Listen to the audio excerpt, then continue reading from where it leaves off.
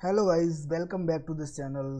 आज की वीडियो में हम लोग समझ रहे होंगे कि अपने HTML पेज में लिंक्स और इमेजेस को कैसे यूज करते हैं, लिंक्स को कैसे अपने अटैच करना है और इमेजेस को कैसे अटैच करना है अपने HTML पेज में। और साथ में जब इमेज पे क्लिक करें तो कोई और लिंक खुल जाए, यानी इमेज और लिंक को इंटरकनेक्ट करना है फिर, है ना। तो इस वीडियो में बहुत अच्छे समझ रहे होंगे चीज़ें कैसे काम कर रही हैं, क्या नहीं कर रही हैं।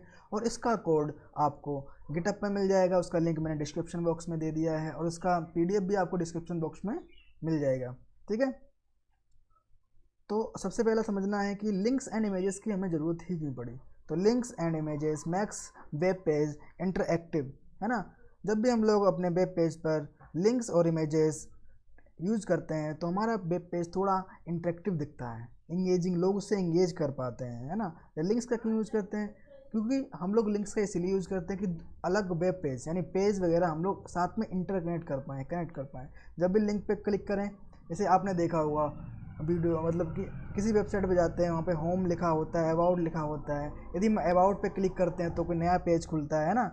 तो उस चीज़ के लिए हम लोग एंकर टैग यानी लिंक का यूज़ कर रहे होते हैं। इमेजेस डिस्प्ले विजुअल्स, इमेज जब हम लोग यूज़ करते हैं वो विजुअल्स हमें दिखने में बहुत अच्छा लगता है। अगर कोई चीज़ अच्छा इमेज हमारे वेबसाइट पे है तो चीज़ें अच्छी दिखेंगी और समझ में भी बहुत अच्छे से आ रही होंगी। ओके, और और क्या होता है, इमेज टैग के अंदर हम लोग ऑल्ट टैग का यूज करते हैं, ऑल्ट फॉर ऑल्टरनेटिव टेक्स्ट।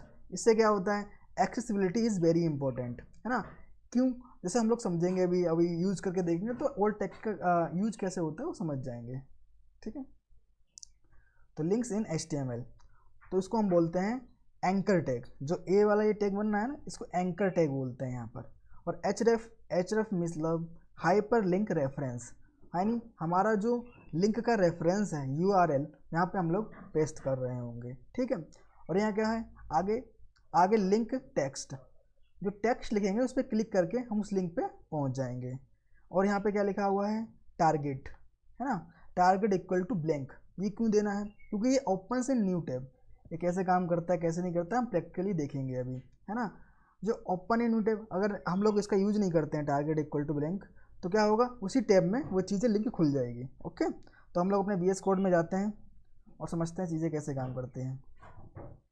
ठीक, एक फाइल बनाते हैं, link .html। Okay, exclamation mark enter मारेंगे, इसका टाइटल देंगे लिंक्स इन HTML। ठीक, ए और https://www.google.com। ओके, अब हम लोग क्या करेंगे, इसको बंद करेंगे और इसके अंदर टेक्स्ट लिखेंगे गूगल। अब जैसे ही हम लोग इस पर टेक्स्ट पे क्लिक करेंगे वैसे ही हम लोग www.google.com पे चले जाएंगे।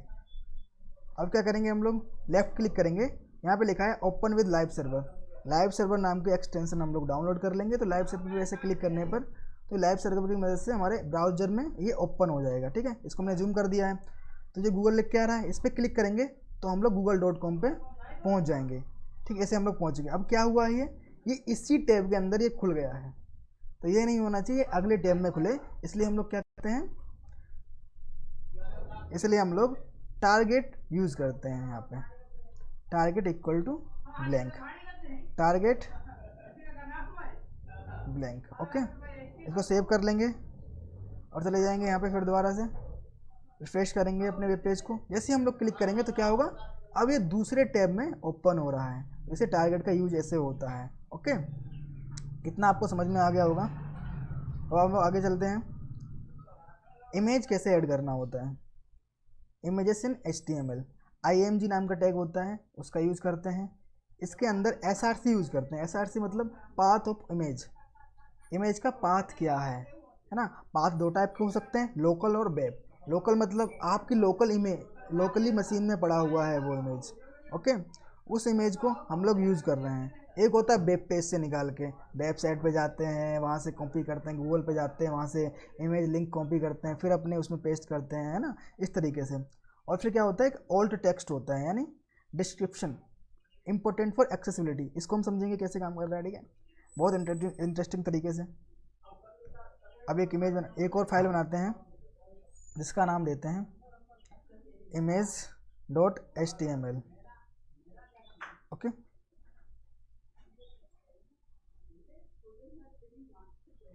अब लोग क्या करेंगे, एक्सक्लेमेशन मार्क लगाएंगे और यहाँ पे टाइटल में लिखेंगे इमेजेस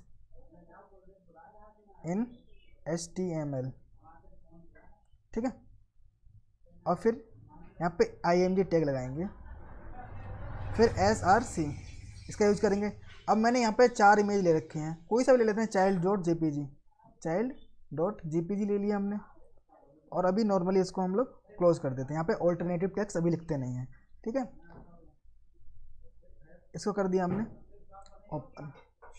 जैसे ही ये ओपन होगा तो यहाँ पे क्या होगा, एक बच्चे का इमेज शो होने लग जाएगा, ठीक है। ये बहुत बड़ी इमेज शो कर रही है यहाँ पे, ये ऐसे करके इसका हम लोग क्या करेंगे, इस टाइप की इमेज यहाँ पे शो करने लग जाएगी। ओके, तो हम लोग इसकी हाइट और विड्थ सेट कर देते हैं, जैसे कि हमें छोटा दिखे। हाइट 200 पिक्सल, जिसको हम लोग CSS में समझ रहे होंगे कैसे स्टाइलिंग करनी है। एवं नॉर्मली हाइट और विड्थ इसका सेट कर देते हैं 200 पिक्सल, ठीक है। कंट्रोल से सेव करेंगे और फिर दोबारा जाएंगे वहाँ पे, तो ये इमेज छोटा हो गया, ठीक है। ये समझ में आ गया कि इमेज हम लोग ऐसे वेब पेज पे लगाते हैं। अब ऑल्टरनेटिव टेक्स्ट का क्या काम, ठीक है।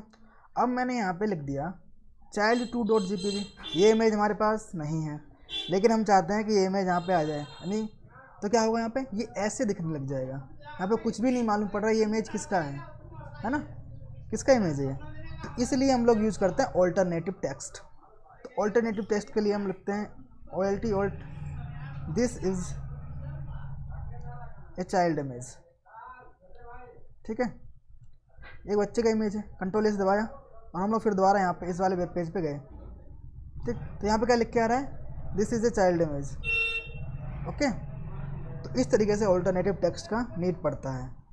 अब ये हम लोग क्यों लगाएं, जब जैसे जो लोग ब्लाइंड होते हैं, जिनको दिखता नहीं है, ठीक है, तो वो क्या करते हैं, वॉइस का यूज़ करते हैं सुनने के लिए, है ना।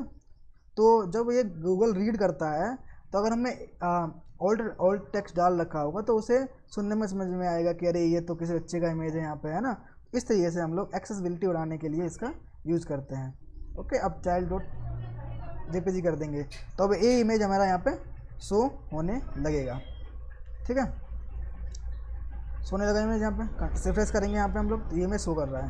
तो ये क्या हो गया, एक हमारा लोकल इमेज पड़ा हुआ था वो हमने यहाँ से उठाया और यहाँ पे कर दिया। एक होता है हमारा वेब से उठाना, यानी अब लोग हम लोग एक अनप्लस करके,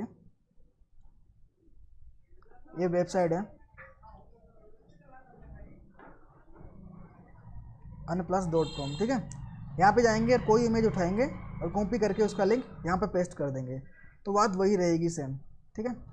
अब हम लोग आगे बढ़ते हैं। देखो, कोई सा इमेज हम लोग उठाएंगे, कॉपी करके पेस्ट मार देंगे लिंक, तो वही काम होगा उसका। ओके, ये आप लोगों को समझ में आ गया होगा।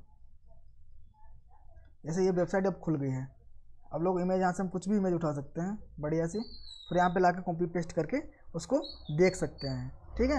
ये वेब इमेज हो गया, ठीक है। अब जैसे कि मैं यहाँ से कोई इमेज उठा लेता हूँ, ओपन हो जाओ, थोड़ा सा इंटरनेट स्लो है।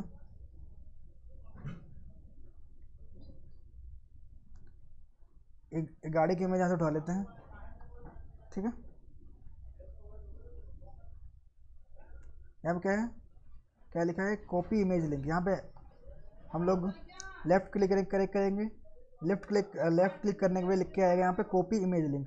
जैसे हम लोग इमेज लिंक को कॉपी करेंगे तो यहाँ पे भी हम लोग यहाँ पे पेस्ट कर सकते हैं, है ना।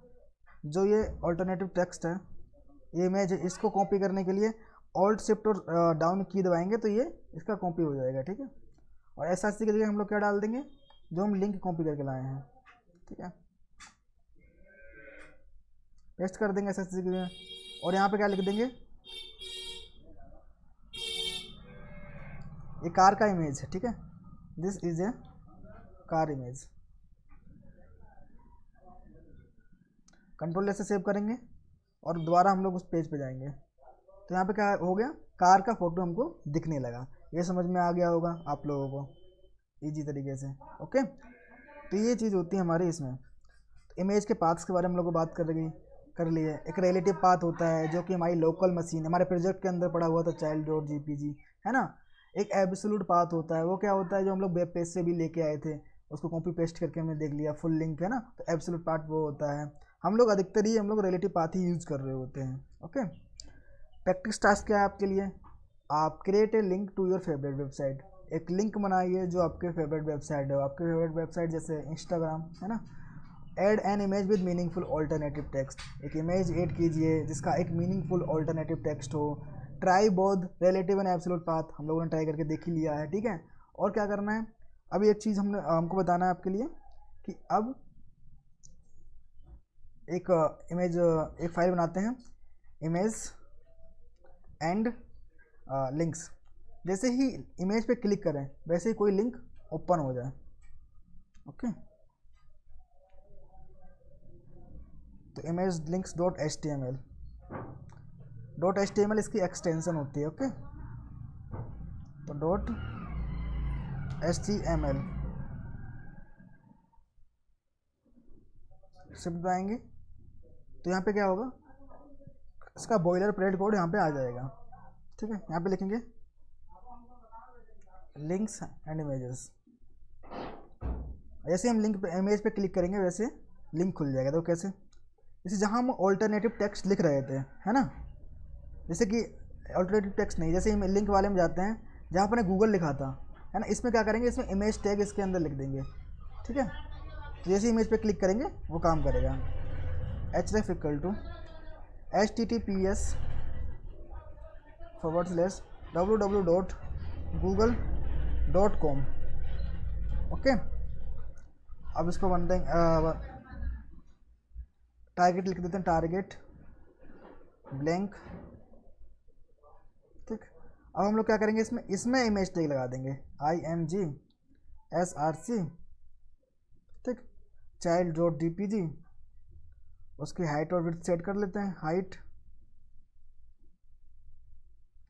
HIGST हाइट 200 पिक्सल और विड्थ 200 पिक्सल, ठीक है। इस टैग को कर देते हैं क्लोज। अब कंट्रोल ऐसे सेव करके इसको ओपन कर लेंगे, ओपन विद लाइव सर्वर। अब देखते हैं कैसे काम करती हैं ये चीज़ें। जैसे ये ओपन हो जाएगा, जैसे मैं इस इमेज पे क्लिक करूँगा, ठीक है, वैसे ही एक नया गूगल मतलब www.google.com पे हम लोग पहुँच जाएंगे, है ना।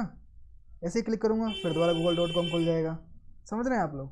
तो इस तरीके से हम लोग अपने इमेज को लिंक की तरह ट्रीट कर सकते हैं, बना सकते हैं। ये चीज़ आपको समझ में आ गई होगी। ये प्रैक्टिस सेट ऐसे ही करना है, ठीक है। टास्क आपका क्विज रखते हैं, क्योंकि क्विज इसमें क्या करेंगे, तो 3 क्वेश्चन हैं, इसका आंसर हम लोग देखेंगे। Which attribute is use to add a link. अपने वेब पेज पर लिंक ऐड करने के लिए कौन सा एट्रीब्यूट यूज़ किया जाता है, वो है href। Okay, why is alt text important. Alternative text important क्यों है, क्यों इम्पोर्टेंट है, क्योंकि एक्सेसिबिलिटी के लिए इम्पोर्टेंट है। जब इमेज सर्वर से नहीं आएगा तो वहाँ पे कुछ दिखेगा कि ये इमेज किस चीज़ का इमेज है, तो थोड़ा एक्सेसिबिलिटी ज़्यादा होगी, समझ में आएगी किस चीज़ की इमेज थी जो कि लोड नहीं हुई है ना। Difference between relative and absolute path. Relative path क्या होता है, रिलेटिव पाथ वो पाथ होता है जो हमारे लोकल मशीन में डेटा रखा हुआ है, इमेज रखा हुआ है, उसका पाथ हम लोग दे रहे हैं, वो रिलेटिव पाथ होता है। एब्सोल्यूट पाथ वो पाथ होता है जो हम लोग वेब पेज से इमेज निकाल रहे हैं और अपने कोड में पेस्ट कर रहे हैं, ठीक है। Thank you for watching this video.